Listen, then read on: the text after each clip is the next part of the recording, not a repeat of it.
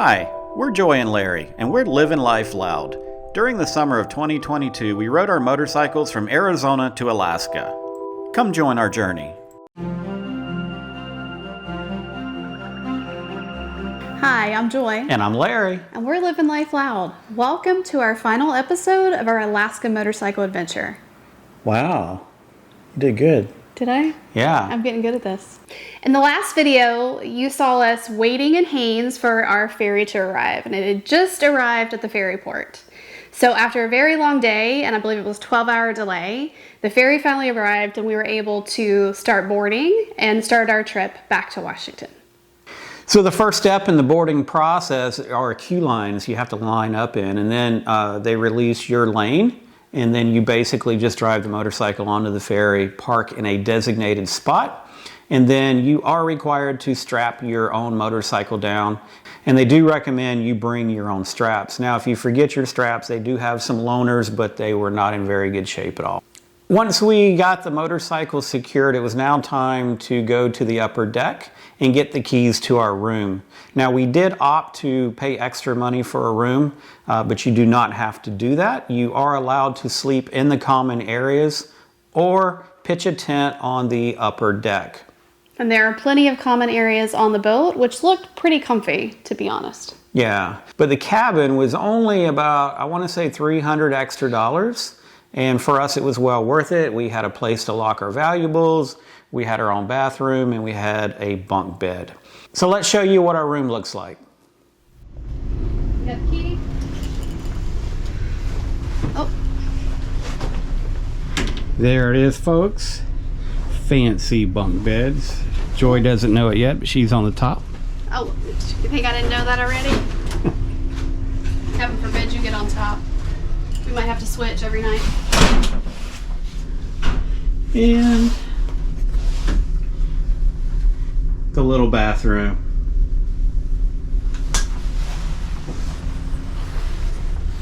But hey, it's functional. We got everything we need, right? We have everything we need. It's actually not a bad room.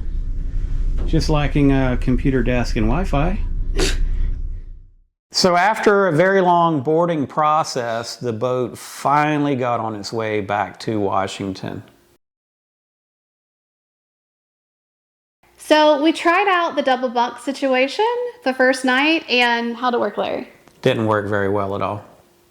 So Larry actually let me have the bottom bunk because I get out of the bed more often to go to the restroom and was not climbing down that ladder. So what did we do to accommodate? Watch the video and you'll see. All right, so the top bunk was not cutting it for me last night. So this is what we came up with. Went out to the motorcycle and got the cot. Set up the cot here in the room. Took the mattress off of the bunk bed and put it on the cot.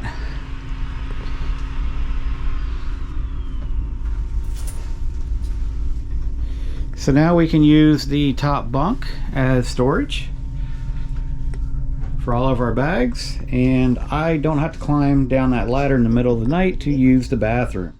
So you might be wondering about food on the ferry. Good question. We were thinking about that too. So Joy, how would you rate the food on board? I would rate it, depending on what you got, salad was pretty good. Anywhere from, I don't know, 7 or an 8. So there is a very good selection of food on board. There's a main cafeteria where you can go for breakfast, lunch, and dinner. And between those 3 meals, you can go back at any time and get snacks.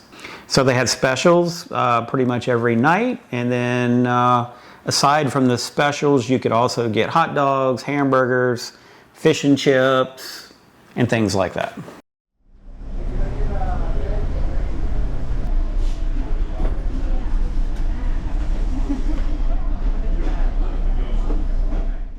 So obviously we're traveling on motorcycles, so we don't have pets. But what if you are traveling with a pet on this ferry? Then what? Well, fortunately you're allowed to bring your pets with you. However, they have to stay on the lower deck in your vehicle. You are, however, allowed to go check on them and get them out of the vehicle so that they can go to the restroom and take them on a little walk on, it's called the lower deck call. Yeah, about every 3.5, 4 hours, they would make an announcement, lower deck call. Everybody or anybody could go down to the lower deck We went down there regularly just to check on our motorcycles, but people were down there walking their dogs. And exercising. So let's talk about the ferry ride itself. Would you describe it as comfortable? Yeah, I believe that it was comfortable. The only thing that I didn't really care for was originally when our ferry wasn't late, we were supposed to be stopped at some of these ports so that we could actually get off the ferry and explore the little area. But because we were 12 hours behind and they had to make up that time, we weren't able to do that. So pretty much we just pulled into a port and they unloaded cars and loaded more cars back on and we pulled right back out. So maybe 30 minutes. Yeah, they basically were telling people you could only get off the boat for under 30 minutes. So mainly the people that got off the ship were people walking their pets. But at every port, it was the same thing. Some people would get off, vehicles would come off, and they would load more vehicles back on the boat, and then off we went. Pretty quick process. Mm-hmm. All right, now let's talk about the weather. The weather sucked. Oh my God, the worst 3 days of our life. The weather was horrible on this boat. Rainy, cold, windy.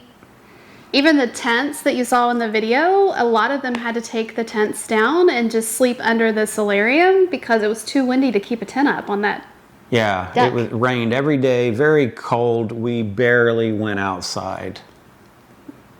However, on day 3, the final day, the weather did clear up. The tents that had been taken down were put back up once again. And we did get to enjoy some time outside the boat on the last day. We did. And got to see some orcas. Yep. What else do we see? I don't remember. I remember the killer whales though. And then after about 36 hours, we finally made it to Bellingham. So the unloading process was kind of the opposite of the loading process. They wanted all the motorcyclists to be on their bike and ready to go before they released any motorcycles. So that took a little while to get that done. And then it was just simply driving off the boat down the ramp and off we were. Mm-hmm. Now once we got off the ferry, we did have a 1,500-mile ride back to Camp Verde, Arizona, where we started this adventure. So we broke the 1,500 miles down into 4 days. We traveled through several different states. So we saw different mountains, we saw plains, we saw desert. It was a pretty uneventful 4-day ride. We did stop. One memorable event was Boise, Idaho. Yes. Boise, Idaho, it was 105 degrees. It was so freaking hot. We had to pull over to rest area and take about a 20-minute break. Yeah, we were super hot. It was very, very hot that day. Another one of our overnight stops was in Twin Falls? Twin Falls, Idaho. So we got to visit the Perrine Bridge. We saw some base jumpers jumping off the bridge and also went to the falls. What was the name of the falls? Shoshan? Yeah, Shoshan Falls? Yeah, Shoshan Falls, yeah. Which was absolutely beautiful. It was. The water level was low, so there's only one fall running. But it was still absolutely gorgeous, just with the one. Yeah. And on the final travel day, we traveled back through Arizona and Flagstaff, where we saw the worst rain we have ever seen or encountered on a motorcycle in our entire life. Yeah, so it was so bad I was contemplating pulling over multiple times because it was pretty sketchy. You know, sometimes it just rains so hard you can't see. You can't see where you're going. Can't see the road, can't see the lanes. It was quite scary for me. Never experienced anything like that, and being a fairly new rider. So after that 1,500 miles, we made it back to Camp Verde, Arizona. Woohoo! And wow, that was an awesome accomplishment, wasn't it? It was. I think Joy kissed the ground. I'm not sure about that. So Joy, how does it feel to accomplish probably a 9,000-mile motorcycle ride? It feels pretty freaking amazing. Are you glad Trying not to use explicit words here. Are you glad to be done with it though? Yes. Yes. Oh my gosh, we are exhausted. We probably won't get on a motorcycle again for at least a month, right? Yeah, probably at least a month. Well, maybe. All right. We'll see. But it feels awesome to be done. It was fun. Yeah, it was a lot of fun. but we're exhausted. Basically, we loaded our motorcycles back in the trailer, got everything all strapped down and secure, and then we had about a 2,500 mile 4-day trip in the truck back to Florida. We did take a couple rest days and visit some friends in the Arizona area before we started off on that trip. So that concludes the little wrap up of our Alaska motorcycle trip, the conclusion, I guess, of our trip. Now we want to get into some of the tips, tricks. No tricks. Skip tricks. We're not doing any tricks. Why the hell am I saying tricks? I don't know. Okay. So now we're going to get into some of the highlights of our trip, some tips that we have for you. And answer some of your most popular questions. So let's talk about the highlights of our trip. We'd like to share with you right now my top 3 highlights of the trip and Joy's 3 highlights of the trip. So Joy, give us your top 3 highlights. The first highlight would be the top of the world highway. I absolutely love this section of road. It's easy enough for anybody to do on any type of motorcycle, and the views are absolutely amazing. It's like pretty much panoramic 360 views while you're up there, and it really does feel like you're at the top of the world. Okay, what's your next one? My next one would be Hatcher Pass. We didn't do the whole Hatcher Pass, and I'm a little disappointed about that. Some friends told us about Hatcher Pass, and we ended up meeting one of my friends, Leslie, up there for a short visit. So I really wish that we would have had an opportunity to do the whole, I think it was about 60 miles of gravel, because it's absolutely breathtaking scenery with all the mountains and the roads. Just, I loved it. Okay, give us your last one. My last one will be the tunnel in Whittier. So the Whittier Tunnel is the combined railway car tunnel where they take turns, like every 15 minutes or so. A train goes through and then they allow cars to go through. But it's a very neat little adventure. It's like 2.5 miles long, but it's definitely unique that I think everyone should experience. So Larry, what are your top 3? So actually one of my top 3 is the same as one of your top 3, and it's Top of the World Highway. And I love that ride for the same reasons you did. Another one was the Dalton Highway. The Dalton Highway has been on my bucket list. 500 mile gravel road to the top of Alaska. And it was absolutely beautiful. Would I do it again? No, I probably would not do it again. It was a very, very long ride. It was a very challenging ride. Road conditions did get challenging at times, but it was absolutely beautiful. And it was one of my highlights, but I wouldn't do it again. And my last highlight is Dawson City in the Yukon. So if you're going to ride the Top of the World Highway, you actually have to go through Dawson City. And my only regret is we didn't stay there long enough. We didn't get to see everything we wanted to see. You know, I'm in the mining industry, so there's a lot of mining history there, which absolutely fascinates me. And it's actually on my list to go back to Dawson City. So Larry, what's a couple of things that we didn't get to do that you wish we would have been able to? So we did not get to visit the Denali National Park, and we did not get to ride the Denali Highway. And the reason we had to skip those was due to the forest fires in the area. The smoke was so thick that we felt like we wouldn't be able to see anything. So we just decided to skip those. Yeah, and part of that was because on the way while we were getting ready to pass it, you couldn't even see Denali from all the smoke that was so thick. So we didn't feel like it was worth taking the time out to go try to see it anyway. So let's talk about some of our tips for you. If you're planning on making this journey on a motorcycle anytime in the future, we do have some tips that I feel could be beneficial to you. One, only take what's absolutely necessary. Do not overpack.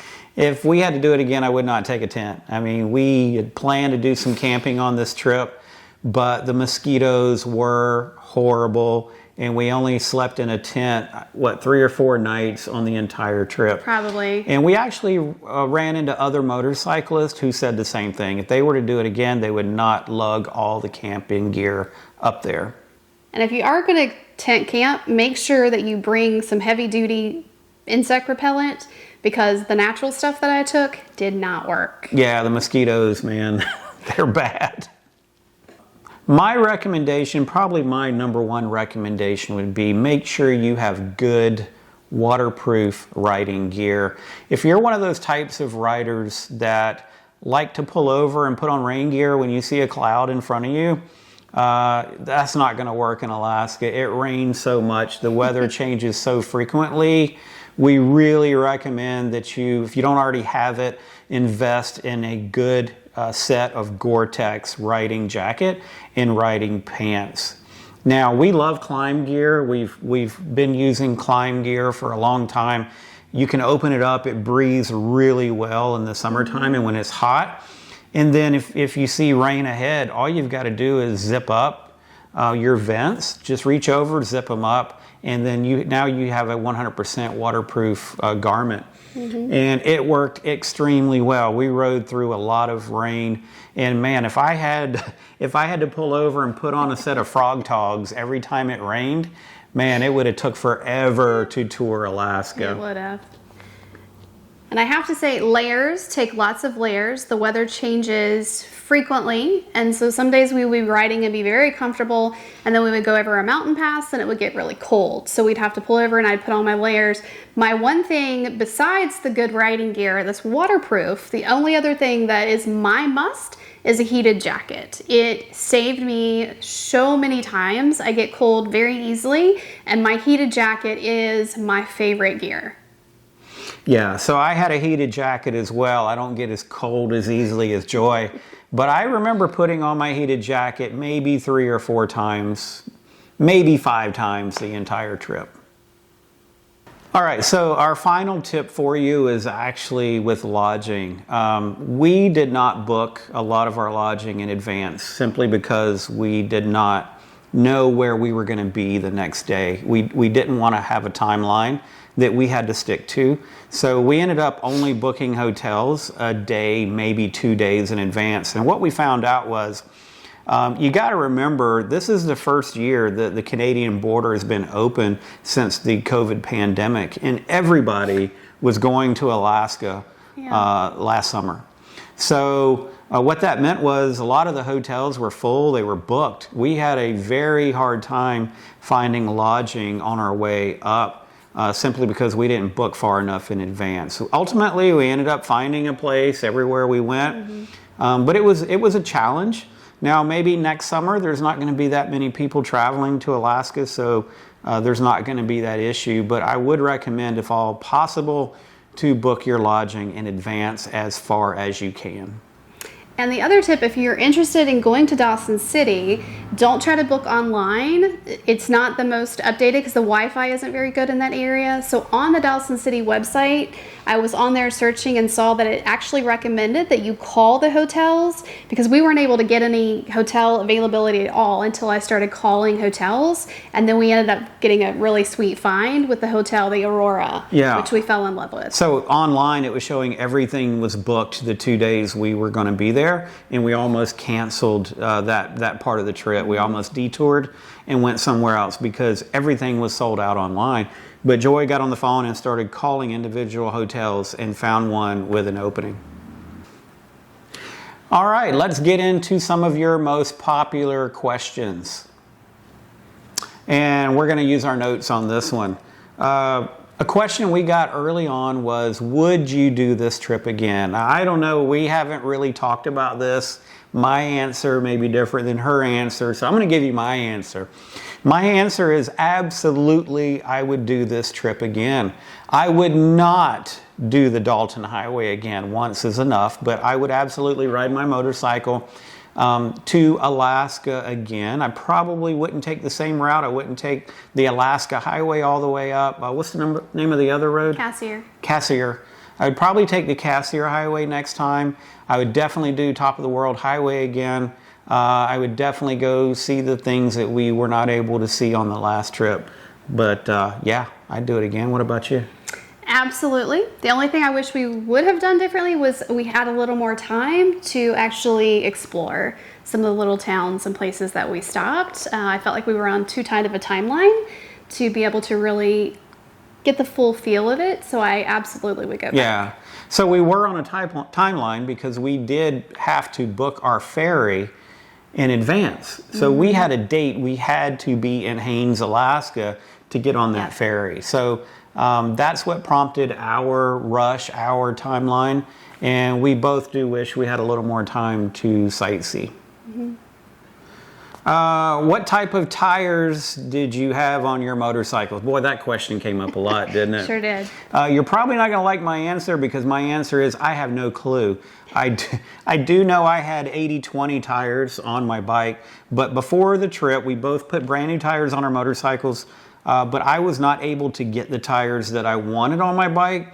So I had to basically take whatever my dealer could get at the time. There was a shortage. So I have no clue what that was. They did last the entire trip, but I have no idea what they were. So Joy, what did you run on your bike? Mine was the Michelin Anarchy Adventure tires. I have had those on my motorcycle before and was very, very happy and pleased with them. So I went with those again. They were not sold out. I did have to replace the back tire earlier than we expected. I think part of that was due to some of the road conditions. In Canada and Alaska, they're a little more abrasive than the roads here in the US. Our roads are a little smoother. I think they do that because of the weather conditions that they experience there. I think you got about 5,000 or 6,000 miles out of your rear tire. I think I probably did, yeah. All right, next question. How much did you spend on the trip? Wow. There was another part to this question. People was asking, how much did you budget for the trip and were you able to maintain that budget? And here's the honest answer, okay? I didn't budget for the trip whatsoever. It was a once in a lifetime trip for us and I didn't care what it cost. I just wanted to do it. So we took off on the trip without a budget. We spent way more money than I thought we would spend. In fact, we spent so much money, we're not even going to tell you what we spent. And here's why. Because you can do this trip way, way cheaper than we did the trip. And here's why. The majority of our cost was hotels. What we didn't tell you previously is I'm a small business owner. I run my own business and I run it, I have to have good internet, okay? So we had to choose hotels that we knew had good internet service. And sometimes I even called the hotel in advance. So we ended up having to pay more for hotels than, you probably would. That is also a reason why we didn't camp quite as much. It wasn't 100% the mosquitoes. There was some opportunities we just couldn't camp because I had a Zoom session the next morning. So during this entire trip, I did, 4, 5, or 6 Zoom sessions each week. So I had to make sure that I woke up in a hotel room with good enough internet to conduct my business. So that's why the lodging costs were so high for us. We did try to stay in less expensive hotels that said they had Wi-Fi, but it was horrible Wi-Fi.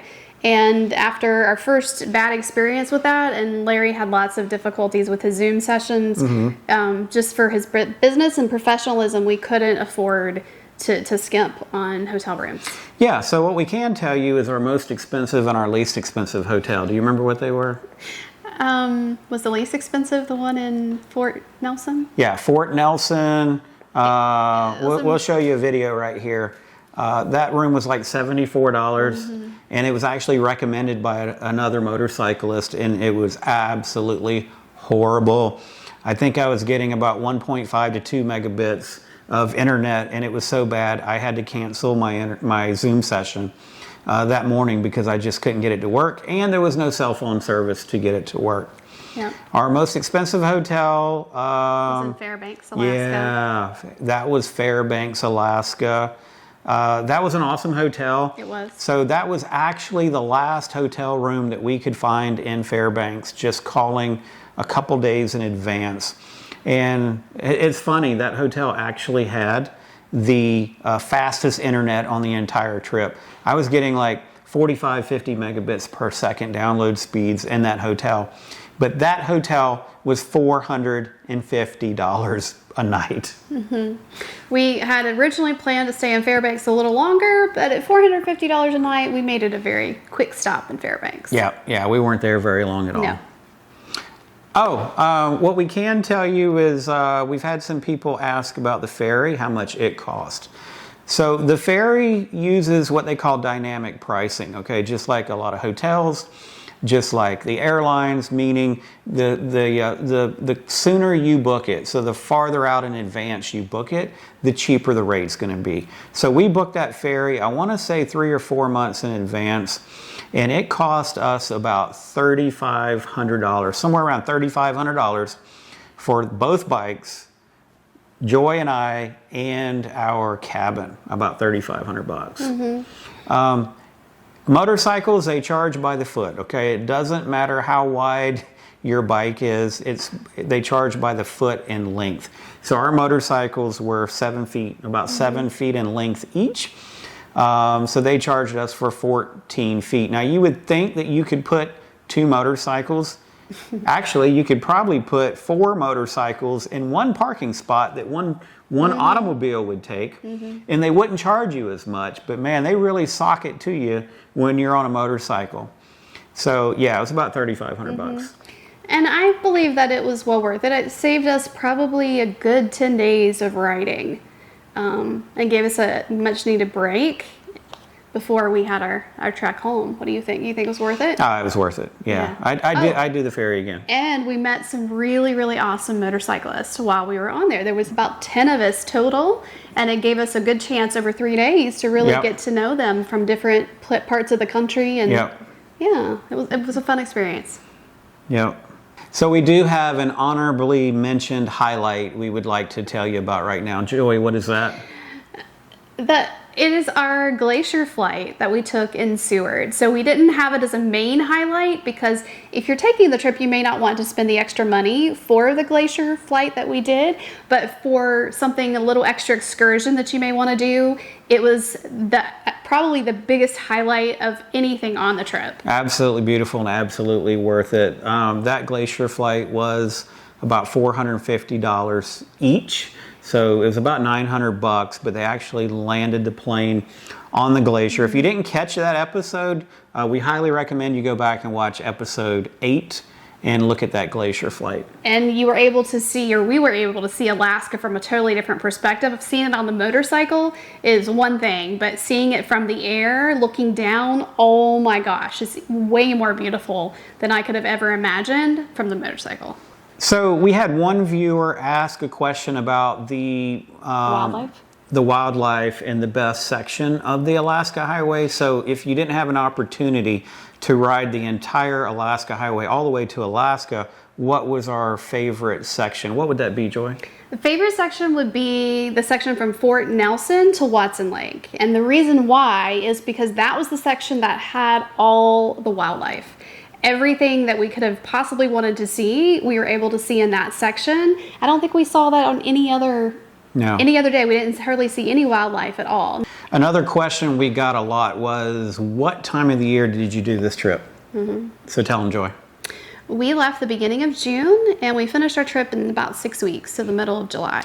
Yeah, we rolled out of Camp Verde right at the very beginning of June. June 2nd. And then our ferry was on July 10th.